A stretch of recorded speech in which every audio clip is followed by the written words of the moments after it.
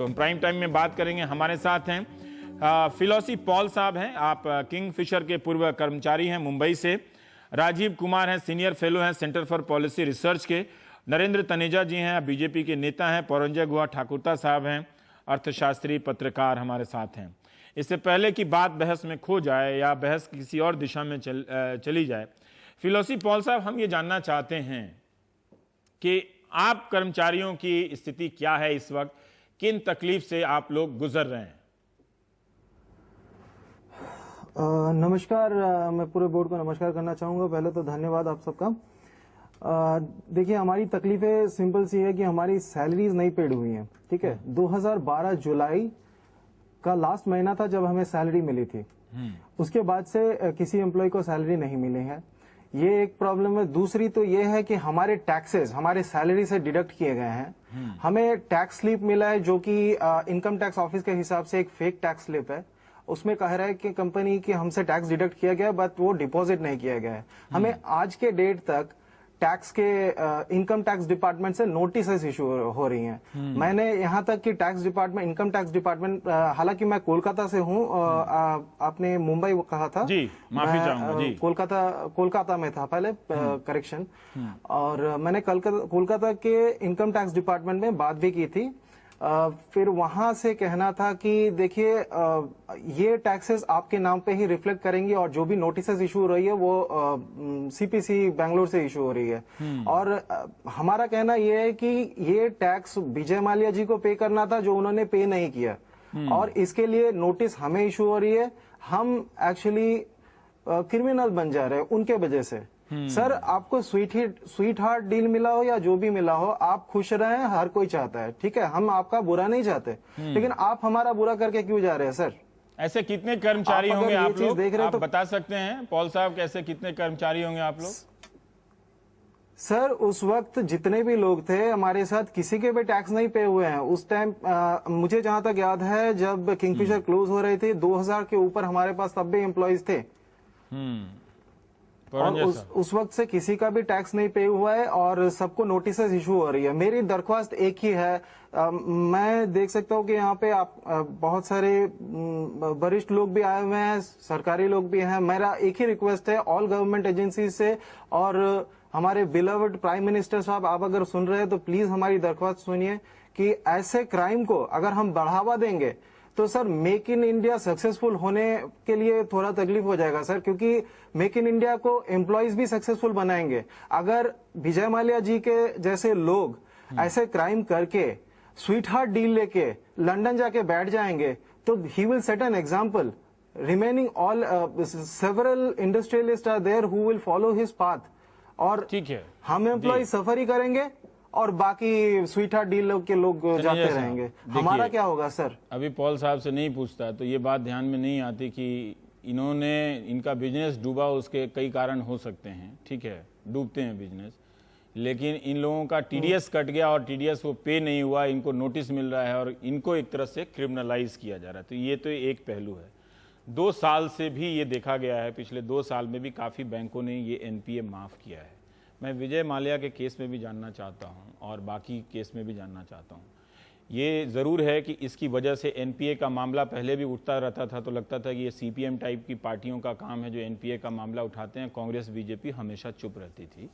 मैं ये जानना चाहता हूं कि क्या आप बताने की स्थिति में हैं कि क्या ठोस कार्रवाई की है इसके अलावा? देखिए, जो एनपीए तो समस्या है और हम लोग सब जानते हैं। जैसे आप किंगफिशर की इस समय बात कर रहे हैं, एनपीए में ये चली गई थी, नॉन परफॉर्मिंग एसेट, ये बन गई थी 2011 में। आज 5 साल हो गए। ये तो 2011 में बन गई थी। उसी समय जो है बैंकों को एक्शन लेना चाहिए था, शुरू कर देना चाहिए था, या जो भी सरकारी क्या अब बैंक एक्शन ले रहे हैं? अच्छा, अब देखिए, प्रश्न यहाँ पे ये आता है कि जब भारतीय जनता पार्टी की सरकार बनी, सबसे पहली बात प्रधानमंत्री स्तर पर बैंकों को कही, पूना के पास एक सम्मेलन हुआ, वहां पे कहा गया कि इसमें आपको किसी की सुनने की जरूरत नहीं है, जो आपके हक हैं, जो कानून है, आप उस हिसाब से चलिए। बहुत अच्छी बात है कि पहले कहा गया, तो बताइए ना 2 साल में किया क्या गया? नहीं, वही मैं उसी पे आ रहा हूं। अच्छा, अब प्रयास यही रहा है और पूरी कोशिश है और उसी के नतीजे हैं कि जो एनपीए है उसका साइज जो है वो कम हो।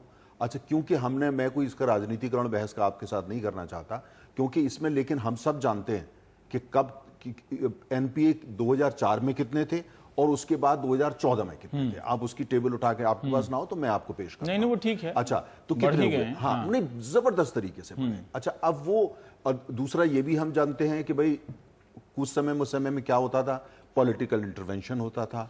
अच्छा, अब जो 2 साल से नहीं हो रहा है, तो बताइए ना कितना एक्शन हुआ है, कितने विलफुल डिफॉल्टर के खिलाफ हुआ है? नहीं, एक्शन ही हुआ है। आप मुझे बताइए ना कि कौन सी कंपनी को, कौन सी कंपनी के नहीं, वही मैं कह रहा हूं, जो विजय माल्या ने जिन कंपनियों का नाम लिया उनका पक्ष या नहीं है, लेकिन फिर भी हुआ है। रवीश कुमार जी, आप ये बताइए कि जब से भारतीय जनता पार्टी की सरकार आई है, किस पॉलिटिशियंस के कहने पर लोन दिया गया? आप ये बताइए ना, कहां पे ये कहा गया, जो वही तो मैं पूछ रहा हूं, किंगफिशर के केस में जैसे हुआ, जब पॉलिटिशियन नहीं कह रहे हैं तो बैंकों की इतनी आजादी है, तो बैंक एक्शन क्यों नहीं ले रहे हैं? पीएम ने पहले कहा, आपने बताया, रघुराम राजन पहले कह चुके हैं, मामला सुप्रीम कोर्ट में है, तो ये एक्शन पर्याप्त क्यों नहीं लिया जा रहा? इसका आप जवाब दे दीजिए ना, कहां लिया जा रहा है? अरे 2004 में चीजें खराब थी, तभी तो आप 2014 में आए, नहीं तो कैसे आते? पहली बात तो यह है कि बैंक क्या एक्शन ले रहे हैं वो आपको बैंक से पूछना पड़ेगा। मैं भारतीय जनता पार्टी के प्रवक्ता के नाते उसका जवाब नहीं दे सकता। लेकिन हाँ, मैं ये कह रहा हूं कि जब से आई हैं बैंकों, आपको क्या लगता है, मतलब प्रवक्ता के नाते नहीं, मतलब आप जानकार हैं, क्या बैंक पर्याप्त एक्शन ले रहे हैं क्या? जब से मैं ये देख रहा हूं, ये एनपीए का मुद्दा बना है और एक्शन लिया है, उसी का तो नतीजा ये आप स्टोरी कर रहे हैं। क्या आप किंगफिशर का जो 2011 से वो अगर एक्शन नहीं है तो क्या है वो? क्या ये उसी का नतीजा है? एक्शन जो हम स्टोरी कर रहे हैं विजय माल्या का, लेकिन उसका नतीजा है वो। एक हद तक आपकी बात सही है। रवीश जी, आप कह रहे हैं क्या आप एक्शन की पूरी कहानी सुना रहे हैं और मुझसे आप सवाल कर रहे हैं? क्या ये वो तो सही है कि इसके बहाने एक एनपीए का चर्चा हुआ है, कुछ लोग कर रहे थे पहले, खासकर वेबसाइट वगैरह, न्यूज़पेपर आप लोग लिखते रहे हैं। जो तनेजा साहब कह रहे हैं, क्या वो स्पष्ट पिक्चर है? क्या बैंक एक्शन ले रहे हैं पिछले 2 साल से? रवीश जी, कुछ कहने के पहले मैं बताना चाहता हूं कि मैं श्री विजय माल्या को बहुत साल से पहचानता हूं। हम लोग एक ही स्कूल में 68, 69, 70, 71 साल से मैं उनको पहचानता हूं। तो आपने क्यों नहीं लोन लिया उनकी जरा? मैं लोन नहीं लिया। मैं तो पूंजीपति नहीं हूँ। मैं तो पूंजी वैसे हम तो उद्योगपति पहचानते हैं, आप बचपन से पहचानते हैं। उसी समय से उनका पिताजी वो, और उनके पास बहुत संपत्ति थे, और वो उनका जो लाइफस्टाइल भी सब लोग जानते हैं कि हाँ, बड़े पार्टीज होते हैं। सवाल और कुछ है, ये जो एनपीए का मामला आज नहीं, बहुत साल से चल रहा है, और जो जैसे नरेंद्र जी ने कहा, कुछ सालों से हम देख रहे हैं काफी बढ़ गया है। और भारतीय रिजर्व बैंक ने बैंकों को कहा कि आप कुछ कीजिए, और नया जो रूल्स आए हैं, बोला कि क्या एनपीए है। इससे पहले क्या होता था, जो एक अंग्रेजी में कहते हैं एवरग्रीन, आप एक लोन लीजिए, आप वो कर्ज माफी नहीं करते, एक और आपको लोन मिल जाता है, एक के बाद एक। ऐसे बहुत सारे कंपनीज हैं। आज हम देख रहे हैं कि 2-3 एक कर्ज माफी का बात नहीं, अलग अलग कारण के लिए उसको जेल जाना पड़ा। एक तो है सुब्रतो रॉय, सहारा ग्रुप के, इससे पहले रामानंदन राजू, ऐसे बहुत सारे उदाहरण हैं। आज भारतीय स्टेट बैंक कह रहे कि इसको गिरफ्तार करिए, तो अब कानून की तरह जो भी करना है, ईडी यानी कि एनफोर्समेंट डायरेक्टरेट, उनके पास ये क्षमता है। उनके पास पीएमएलए यानी कि prevention of money laundering act और कर सकते हैं, उनके पास क्षमता है। वो करेंगे कि नहीं, करना चाहिए कि नहीं, अलग बात। लेकिन फिर भी इस मामले से शुरुआत हुई। 2 मिनट और देखिए, बहुत सालों से बहुत सारे उद्योगपति हमारे, वो कभी उनका बीमारी नहीं होता, उनका कंपनी डूब जाते हैं, एक के बाद एक कंपनी डूब जाते हैं, नुकसान में चले जाते हैं। BIFR, board of industrial and financial reconstruction, sick industrial companies act चले जाते हैं, मगर उसका वो भी घूमते रहते हैं, वो पार्टी करते रहते हैं, गोवा क्यों, हर विदेश घूमते रहते हैं। तो बहुत सारे आज प्रश्न है जो जिसका सवाल लोग मांग रहे हैं। एक है, विजय माल्या जी राज्यसभा का सांसद है, उन्होंने जब निर्वाचन आयोग को पास दिखा कि हमारे पास ये संपत्ति है, वो सचमुच है संपत्ति, और अगर सचमुच है संपत्ति, वो बेच के क्यों आज बैंक वो पैसा आपका जो ऋण है वो नहीं ले रहा? ये एक सवाल है। क्योंकि उनका कहना है कि मैं व्यक्ति के रूप में मैंने कर्ज नहीं लिया, कंपनी ने कर्ज लिया। ठीक है, मगर कंपनी का प्रोमोटर होते हैं, कंपनी का मैनेजिंग डायरेक्टर होते हैं, कंपनी का चेयरमैन होते हैं। रिजर्व बैंक की परिभाषा में विलफुल डिफॉल्टर में ये लोग भी अलग है कि हमारा कंपनी, बहुत सारे कारण हो सकते हैं हम कर्ज नहीं दे सकते, मगर विलफुल मतलब आपने जानबूझ के वापस नहीं किया, कि आपके पास संपत्ति थे मगर वो नहीं बेच के नहीं दे। विलफुल यानी कि आप जानबूझ के नहीं थे, ये अलग बात है।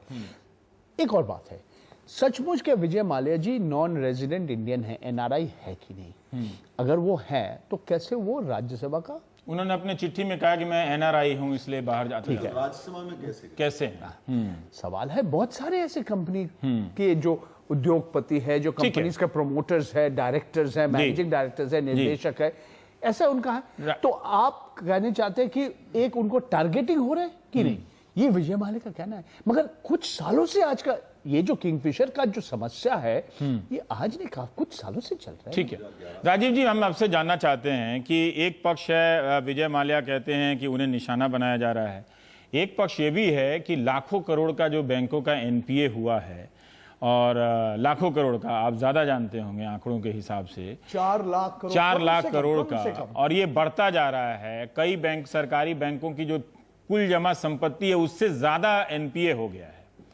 तो इनको, इन जो लोग डिफॉल्टर हैं उनके साथ क्या किया जाना चाहिए? क्या सबके साथ विजय माल्या जैसा बर्ताव होना चाहिए कि उनके डीआरटी तक ले जाया जाए, कुर्की की जाए और सबसे वसूली की जाए? क्या आपको लगता है कि हमारे बैंक इस तरह से स्वतंत्र रूप से कर पा रहे हैं, तब जब वित्त मंत्री कह रहे हैं कि आपके पास अधिकार है बिना राजनीतिक दखलंदाजी के जो करना है कीजिए? जो उद्योगपति डिफॉल्टर बन गए हैं, डिफॉल्टर हो गए हैं और उनको अपना लोन वापस करने में की कोई संभावना नहीं है, उनकी जितनी भी कोलैटरल गारंटीज होती हैं उसका बैंक को कैश करने का अधिकार है और वो फौरन करना चाहिए। अमूमन दिक्कत ये आती है कि 2 किस्म की दिक्कतें आती हैं। एक तो ये कि जो उद्योगपति हैं वो ये इस बात की हमेशा एक दुहाई देते रहते हैं कि नहीं, अब आप हमें कुछ और मौका दीजिए तो हम जो हैं वो इसको अपने उद्योग को ठीक कर लेंगे। और होता क्या है कि उन उद्योगों में कई हजार नहीं बल्कि कई लाख हमारे मजदूर उनमें लगे हुए हैं, उसमें कार्यरत हैं, और उनके बंद होने से इसका मतलब ये भी है कि उन सबकी नौकरियां भी उसमें जाएंगी। तो एक तरफ कई बार जो पब्लिक सेक्टर बैंक्स हैं उसकी वो एक जो है वो इसको एक थोड़ा सा लीनियंट तरीके से देखते हैं, ना सिर्फ उद्योगपति की वजह से मगर ये कि देश का और उन मजदूरों का भी काफी नुकसान होगा। और दूसरी चीज है कि अगर आप उसको बंद कर देंगे तो फिर ये जाहिर है कि जो पैसा आपका लगा हुआ है वो उसमें डूब जाएगा और वो आखिरश अंततोगत्वा वो टैक्स पेयर का पैसा है। दूसरी दिक्कत ये आती है कि हमारा जो कानूनी सिस्टम है, जैसा कि आप बहुत मेरे ख्याल में जरूर अवगत होंगे कि कोई 3 करोड़ उसमें केसेस जो हैं वो लगे हुए, ये सारे के सारे अधिकतर सिविलियन केसेस होते हैं। बड़ी मुश्किल से इनको क्रिमिनल लायबिलिटी इन पर लगाई जाती है। इसको हासिल करने के लिए साल दर साल बहुत साल लग जाते हैं। मगर मेरा अपना मानना यह है कि जो उद्योगपति जानबूझकर, जैसा कि जिसको विलफुल डिफॉल्टर कहते हैं, और मैं आपको ये भी बता दूं फुल इन्फॉर्मेशन के तौर पर कि मैं 6 साल स्टेट बैंक के सेंट्रल बोर्ड पर डायरेक्टर था और मैंने बहुत जोर डाला कि इनके साथ कार्रवाई होना चाहिए और लोगों के साथ भी। मगर मुश्किल क्या है कि अब मुझे पता नहीं, क्योंकि मगर अब मुझे लगता है कि जैसे नरेंद्र कह रहे हैं कि ये बेहतर है, मगर पहले हमेशा इसमें राजनीतिक हस्तक्षेप होता रहा है और उस राजनीतिक हस्तक्षेप की वजह से जितने अधिक से अधिक उद्योगपति हैं उनके खिलाफ काम करने के लिए बैंकों का हाथ बंध जाता है। तो ये अगर हस्तक्षेप अब बंद हो गया है और बैंकों को इस बात का अधिकार और उनको आदेश मिले हैं कि इनके साथ काम करना चाहिए, तो उनको काम एक और तरीका इसका ये निकाल सकते हैं कि वो उसको टेक ओवर कर लें। कई मुल्कों में ये होता है कि बैंक जो है वो एक मैनेजमेंट बोर्ड अपना वहां पे बैठा देते हैं, जिससे कि उद्योग को ठीक तरह से चलाया जाए, उसकी हानि ना हो, क्षति ना हो और मजदूरों को और देश के जो हमारे जो अपने आर्थिक विकास को क्षति न पहुंचे। मैं राजीव जी से एक सवाल ये पूछना एक चाहता हूं। विकल्प है, उसका इस्तेमाल करना काफी अच्छा रहेगा।